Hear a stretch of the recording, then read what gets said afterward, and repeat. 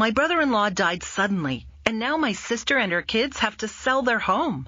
That's why I told my husband we could not put off getting life insurance any longer. An agent offered us a 10-year, $500,000 policy for nearly $50 a month. Then we called SelectQuote. SelectQuote found us identical coverage for only $19 a month, a savings of $369 a year. Whether you need a $500,000 policy or a $5 million policy, SelectQuote could save you more than 50% on term life insurance. For your free quote, go to SelectQuote.com. SelectQuote.com. That's SelectQuote.com. SelectQuote. We shop. You save. Full details on example policies at SelectQuote.com/commercials. Okay, round two. Name something that's not boring. A laundry? Ooh, a book club. Computer solitaire, huh? Ah, sorry, we were looking for Chumba Casino. That's right, ChumbaCasino.com has over 100 casino-style games. Join today and play for free for your chance to redeem some serious prizes. ChumbaCasino.com. No purchase necessary. Void where prohibited by law. 18+. Terms and conditions apply. See website for details.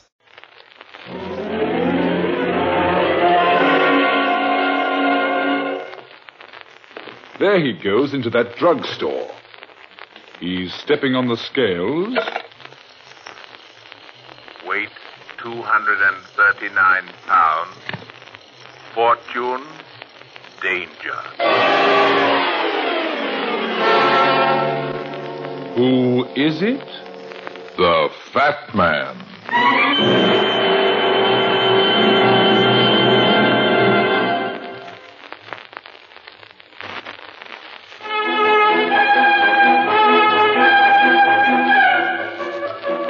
In this business of solving crimes, the detective runs into two types of criminals. The old-time pro and the first offender. The old-timer with his record, fingerprints, and well-known pattern of procedure is always at a disadvantage. And by hard work and the help of a stool pigeon or so, he is usually caught. Your amateur, on the other hand, becomes the detective's $64 question. He has no record, no pattern, and is unknown in the underworld. That makes it real tough, because you've got to work in the dark. And believe me, that's not fun. Especially when you're dealing with a murderer.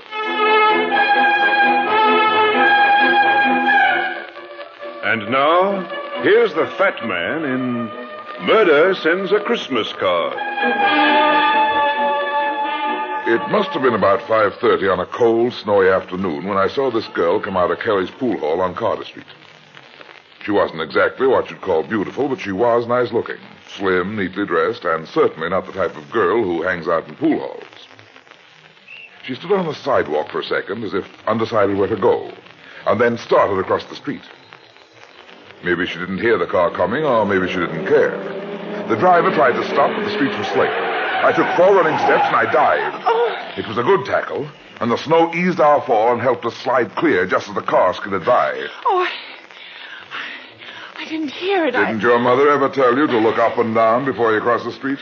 You're a lucky lady. Yes, thank you. I must have been thinking of something else. I just didn't hear the car. Here, let me help you up. Are you all right? Yes, I think so. Oh, my ankle. Is it sprained? No, I don't really think so. I must have turned it. I'll be all right. Thank you very much. Now, take it easy. You're not going to get very far on that ankle. No, please, I must get home. I left my little boy with a neighbor. I must get back. Okay, I'll take you home. Here, lean on my arm. No, please, I live a long way from here. Sam goes to that pool room because it's near where he works. But let me get a cab and take you home. No, Sam wouldn't like it. Who's Sam, your little boy? No, my husband. That's why I came out. I was looking for him. Is that why you went in the pool room? Yes, I thought he might be inside. Sometimes he does go there. Oh, I'm so worried. Why, is he out of work? No, he has a job, not a very good one, but he is working. Then why did you think he'd be in the pool room?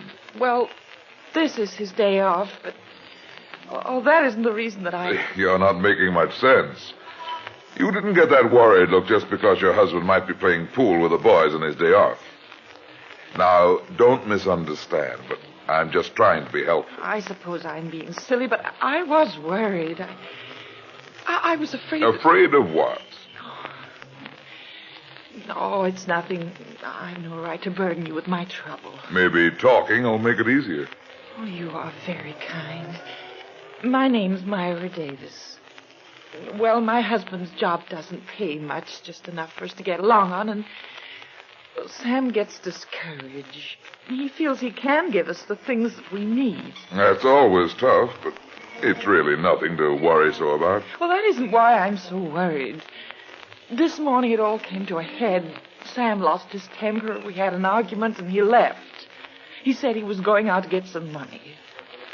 A funny look on his face when he went out, and when he came back this afternoon, I got worried.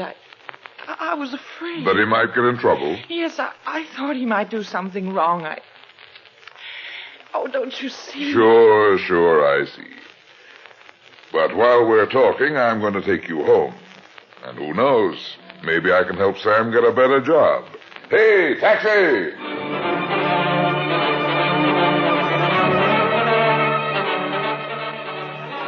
The Davises lived nearly 2 miles from the neighborhood of the pool hall. The apartment wasn't exactly what you'd call classy, but it was neat and clean. Just as we opened the door, the telephone rang. Hello? Hello? Hello? They hung up. Oh, well, maybe it was Sam. Maybe he found a better job. Maybe. I hope so. But why would he call? Why wouldn't he come home and tell me? Now, don't get upset again. You'd better go get your little boy. Oh, yes, of course. Are you sure your ankle's okay now? Yes, it's much better now. In that case, I'll be running along. Thank you so much, Mr. Runyon. I do hope you can help Sam. Well, I'll do all I can. In the meantime, you cheer up. Take this card of mine. Give it to Sam and tell him to drop in and see me tomorrow. Maybe I can help him. Oh, thank you so much. Skip it, sweetheart. I'm an old Boy Scout. This is my good deed for today.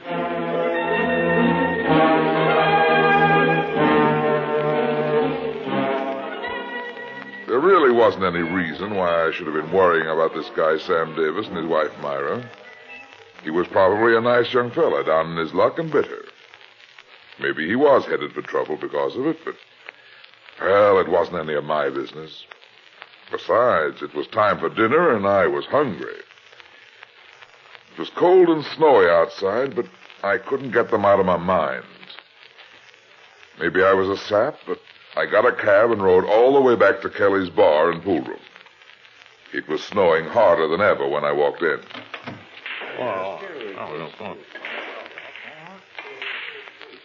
Yeah, what'll it be, mister? Give me a beer. By the way, do you know a fellow named Sam Davis? Yeah, sure, I know Sam. Has he been in here this afternoon? You a friend of his? Yeah. Here you are. Yeah, Sam was in a little while ago. How long ago? Oh, well, let's see. It was after his wife was here looking for him. She come in about an hour and a half ago, but Sam wasn't here then. He come in soon after she left. I remember because I gave him the message that she was looking for him. Oh, then he went home. No. He went to the phone booth over there to call her. Said he'd got himself a job tonight, so he'd be late getting home. I thought he had a job. He has, but he's going to pick up a little Christmas money by driving a truck or something for the guys he was with. He said it'd pay good. But them guys didn't look exactly like trucking magnates to me, though. How do you mean? Oh, nothing except, well, since you're a friend of Sam's, just between you and I, they didn't look like Sam's type. Know what I mean? Yeah, I was afraid of that. You didn't know the guys he was with? No, but I get the idea Sam owed one of them some money. They sat back there and talked for a while. I think they was arguing with Sam. Finally, they get up and all of them left. How long ago was that? Oh, not long. Maybe 5 minutes before you come in. Okay, thanks. See you again. Merry Christmas.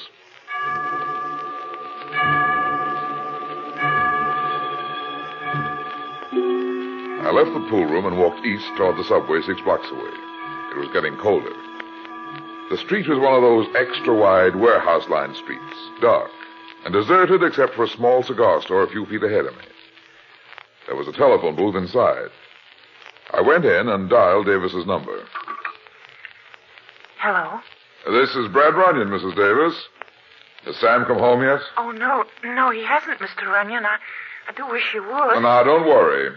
I had an idea for Sam, but I'll tell him tomorrow. Oh, you're very kind. And don't worry. Sam will probably be along in a little while. Goodbye now.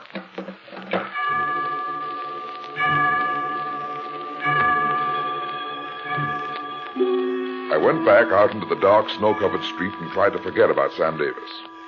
I was 4 long blocks from the subway when a truck skidded around the corner a block ahead and rolled to a stop in front of a warehouse on the far side of the street. The door of the truck opened and 3 men got out. They seemed to be in a hurry. One of the men unlocked a small door beside the big rolling one used for trucks, and the 3 went inside. I walked 10 yards farther towards the subway, and the rolling door of the warehouse went up with a bang. I saw the flash of a gun in the black open pit of the warehouse. I jumped sideways into a doorway and pressed against the wall. 2 men ran suddenly out of the warehouse. One was bareheaded and the other wore a cap. They both had guns in their hands. A third staggered behind them and toppled headlong on the snow-covered walk. The guy wearing the cap stopped when his pal fell to the walk. But the first man ran to the truck and drove off. The guy with the cap on tried to make the truck, but was too late. Just then, a cop came running down the street, and a guy still on his feet started to run. He forgot how slippery the street was, but it saved his life. His feet slid out from under him, just as the cop fired and the bullet hit a window. Maybe he thought he'd hit the gunman. Anyway, he waited a split second too long before trying to fire again. The man in the cap turned over while he was still sliding along in the snow. He only fired once. The cop's arm flew up over his head. He fell forward on his face. I grabbed my gun and moved quickly out into the street, but the man in the cap was already nearing the corner of the next block. It was too dark and I missed. By the time I reached the corner, he was gone. I tried to follow his footprints in the snow, but he'd gone into the street and I lost him in the slush. So I went back to the warehouse. Evidently, nobody else had heard the shots. The cop and the third gunner were still where they'd fallen. There was a police call box next to the small door of the warehouse. I opened it and asked Lieutenant Mackenzie of police headquarters. Lieutenant Mackenzie speaking. This is Runyon, Mac. Hello, Brad. I thought this call was from one of my men. The cop who ought to be making this call is lying in the gutter across the street. What's happened? A holdup that went sour. There's a gunman on the sidewalk and a watchman inside, both carrying lead. 2 of the stick-up boys got away. You'd better get down here with an ambulance and a prowl car. Where are you? Colby Street, about 3 blocks from the river. Okay. I closed the call box. My eyes traveled back along the sidewalk where the man in the cap had slipped in the snow and done his fancy shooting. Something bright and shiny caught my eye. It was lying on the sidewalk where the snow had been scraped away by the man's fall. I bent over and picked it up. It was a chromium-plated cigarette lighter, and it obviously had fallen from the man's pocket when he went down. I struck a match and looked closer at it. There was engraving on the back that said, "To Sam with love from Myra." I put the lighter in my pocket, then crossed the street. Hugging the shadows and walking fast, I went back to the cigar store 2 blocks away. The proprietor dozed behind the counter and a radio was playing. That's why he hadn't heard the shooting. I looked at my wristwatch. 20 minutes of 8. Less than 10 minutes had passed since I'd left the telephone booth. I closed the booth door and dialed Sam Davis's number for the second time that night. Hello? This is Brad Runyon again, Mrs. Davis. Oh, it's all right now, Mr. Runyon. All right. Yes, Sam came home. There wasn't anything to worry about at all. He thought that he might have a job tonight, but he turned it down and came home. He turned it down? Yes. I talked to you less than 10 minutes ago, Mrs. Davis. Sam hadn't come in then. Oh, no, I know that. He came in right after I talked to you. Put him on the phone a minute. I want to talk with him. Oh, he's not here now. Where is he? You mean he came in 10 minutes ago and has left again? Yes. Why, what is it, Mr. Runyon? What's wrong? Did he say where he was going? No. He had a phone call that seemed to upset him. And when I told him about you, how you promised to get him a better job, he seemed to feel better. He put his cap on. Now, wait a minute. Did you say cap? Well, yes, Sam always wears a cap. He told me not to worry, that he had to settle something, that he'd be back again in a little while. Then he left there just a minute ago. Well, he just got out of the door when your call came. I see. Well, what's wrong, Mr. Runyon? Tell me the truth, Mrs. Davis. It's important. Truth? But I am telling you the truth. Sam didn't come home, did he? You got a phone call from him 5 minutes ago. No, he didn't call. He was here. He's only just left. He called and he told you to say he'd been there. No, he was here. I swear he was. What do you think? What's happened? I'm sorry, Mrs. Davis, but there's been a murder. No. The man who did the shooting was wearing a cap when he dropped a cigarette lighter with the engraving, "To Sam with love from Myra" on it. Oh, no. You gave Sam that lighter, didn't you? Oh, yes. Yes, but he was here, I tell you. He couldn't have been there. Your apartment is 2 miles from here.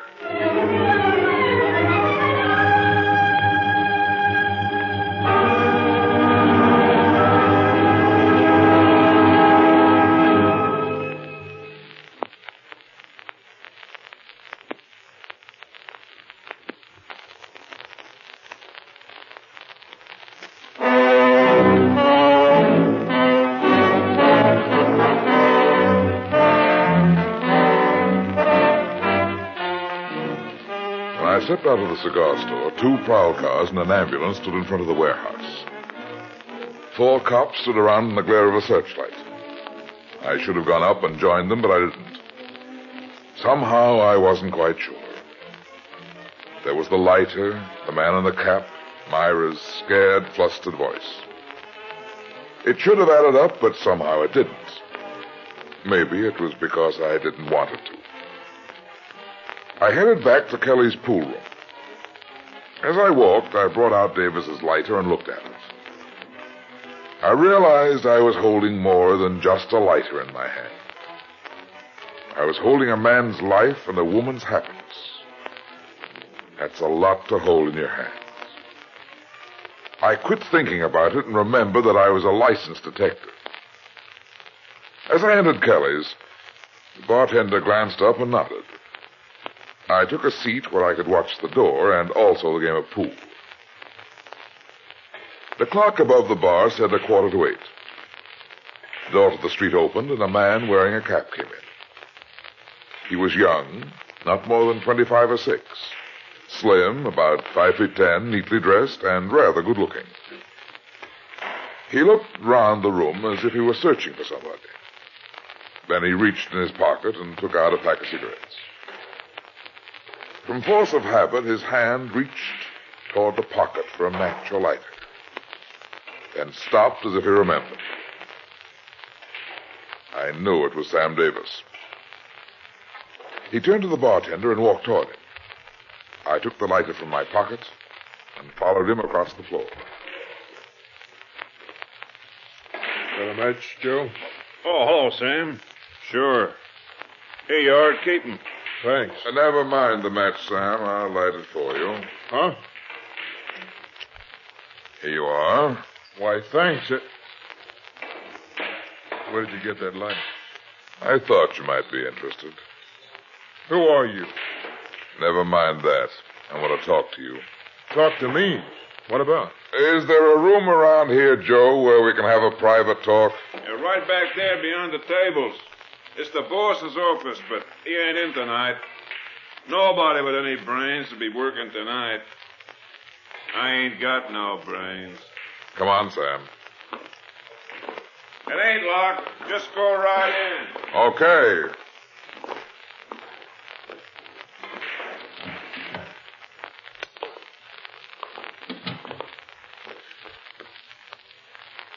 Okay, mister. What's the pitch? Sit down.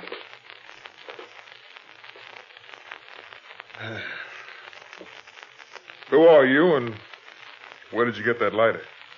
I found the lighter where you dropped it tonight. Where I dropped it. I didn't drop it. It's no good, Sam. The cop died. The cop died. Hey, what are you talking about? Where were you at 7:30 tonight? I was home. I can prove it by my wife. I've already talked to your wife. She can't prove anything. But she saw me. She can tell you. She's your wife, Sam. She loves you. You shouldn't have let her down like that. And listen, you gotta believe me. I don't know who you are or what you're talking about. You said a cop died. I don't know nothing about it. I didn't go with him. I swear I didn't. So, you didn't go with him, eh? What I mean is, I don't... That doesn't sound like you don't know anything about it. Who are you? Are you a cop? I'm Brad Runyon. The fat man? That's right. Myra told me about you just a little while ago. When you called her on the phone? I didn't call her. I went home. I left there about 25 minutes ago.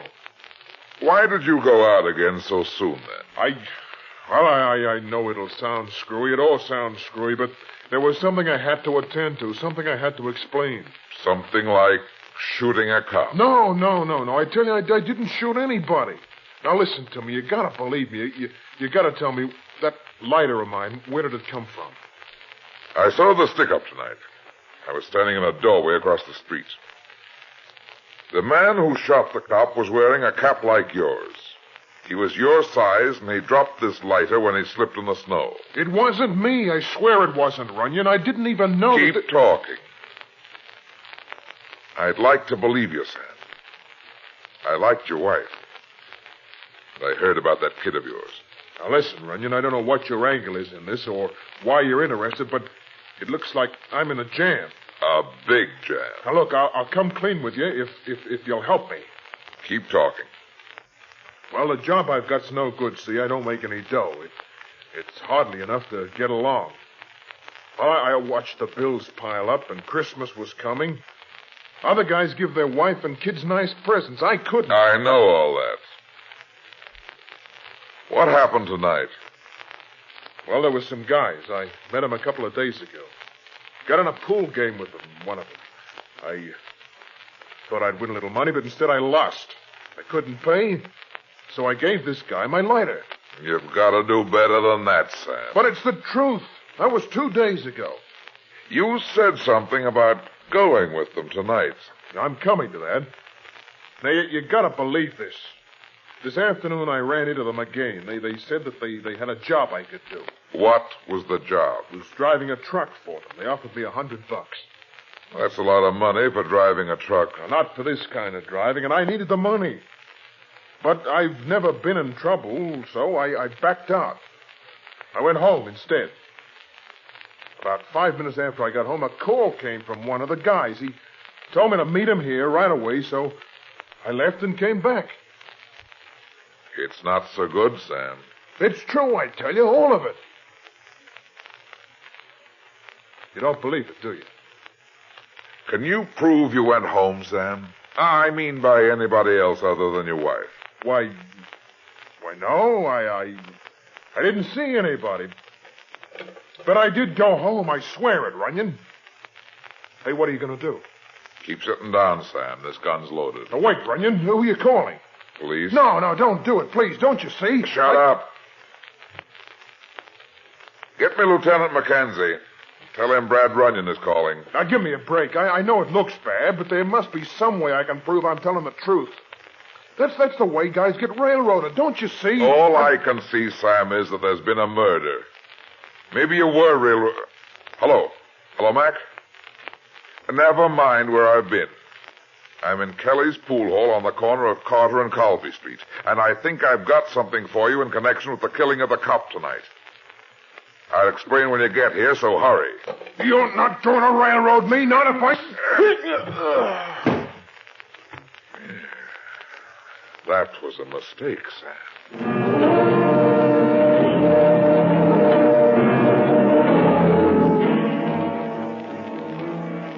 I picked Sam up and propped him in a chair.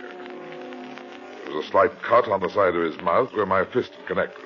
Otherwise, he was okay. But something had fallen out of his pocket. A small white card. I bent over, picked the card up, and looked at it. It read, Brad Runyon, Private Investigator. It was the same card I'd given his wife when I took her home. He had been home. I looked at my watch. Mackenzie wouldn't waste any time. Sam Davis was headed for the chair unless I acted fast. They'd never believe the story of the card. I slipped it in my pocket.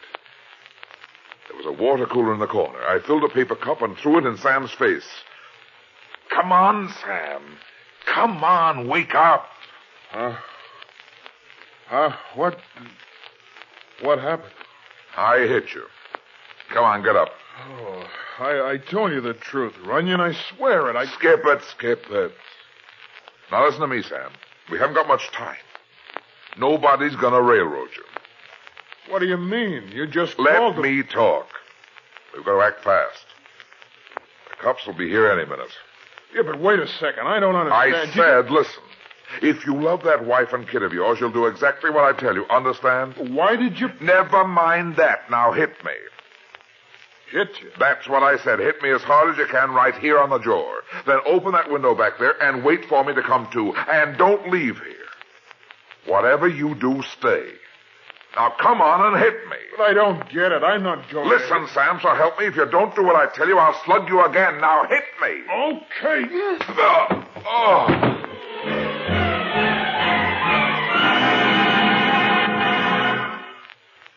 He was good. The fist exploded in my face, and I went out like a light. I don't know how long I was unconscious, and at first I couldn't remember where I was when I started snapping out of it. The back of my head ached, and my jaw felt like a flat iron had hit it. Gradually, a blurred face began making sense in front of my eyes. It was Mackenzie. Brad, are you okay? Oh, hello, Mac. Whoa, yeah. Yeah, I'm okay. No, don't worry, Brad. I got him. He was still here when I came in. You got him? Oh, great. Yeah. Yeah, there he is over there with the handcuffs on. There. So he's in on the hold-up, huh? Oh, hold it, Mac. That's not the guy. Huh? Hey, what are you talking about? He was standing here right over you when I came in. I said he's not the murderer. But who is? Well, I guess he got away after slugging me. Maybe he went out through the window back there. You must be slipping, Brad. It couldn't be that you're getting soft, could it? And what about this guy here? Who's he? Oh, he's a friend of mine named Sam Davis. He was outside and must have come in to help when he heard the row. I guess he got slugged, too. Look at his jaw. Yeah. By golly, the mark on his jaw is almost good enough to be one of yours, Brad. Yeah. So you know this kid, huh? Yeah, he's a truck driver. Works for the Hinkle Company. Take the cuffs off him, Mac. And by the way, Sam, don't forget to drop in my office. I think I can fix you up with a better job. I'll be there. And thanks a lot for everything. Skip it. Come on, Mac. I can't get over you letting that guy slug you and get away. Don't worry about it. My friend Sam Davis and I'll get him and the rest of the gang. Hey, what's going on? It's okay. Go on back to your game.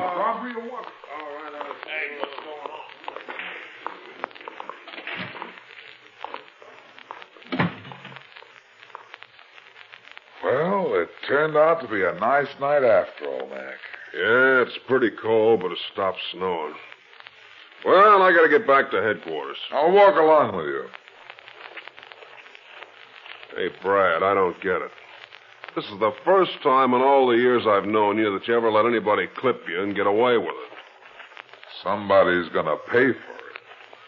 I'll give you those guys for Christmas presents. Well, that sounds good, but how? With a card, Mac. A card? What are you talking about? Listen. Hear that? sure. Christmas bells. But what about this card? What kind of a card? Let's call it a Christmas card, Mac. My own. And the best one I ever gave in my life.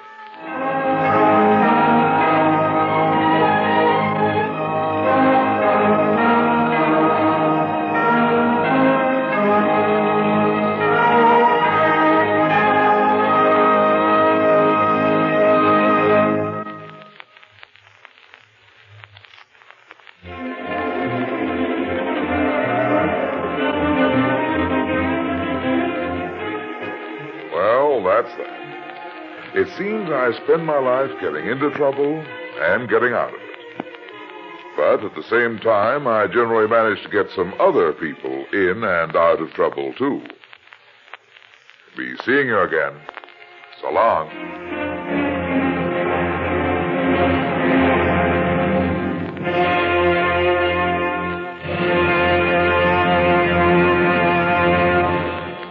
My brother-in-law died suddenly, and now my sister and her kids have to sell their home. That's why I told my husband we could not put off getting life insurance any longer. An agent offered us a 10-year, $500,000 policy for nearly $50 a month. Then we called SelectQuote. SelectQuote found us identical coverage for only $19 a month, a savings of $369 a year. Whether you need a $500,000 policy or a $5 million policy, SelectQuote could save you more than 50% on term life insurance. For your free quote, go to SelectQuote.com. SelectQuote.com. That's SelectQuote.com. SelectQuote. We shop. You save. Full details on example policies at SelectQuote.com/commercials. Judy was boring. Hello. Then Judy discovered ChumbaCasino.com. It's my little escape. Now Judy's the life of the party. Oh, baby, mama's bringing home the bacon. Whoa, take it easy, Judy. The Chumba life is for everybody. So go to ChumbaCasino.com and play over 100 casino-style games. Join today and play for free for your chance to redeem some serious prizes. ChumbaCasino.com. No purchase necessary. Void where prohibited by law. 18+ terms and conditions apply. See website for details.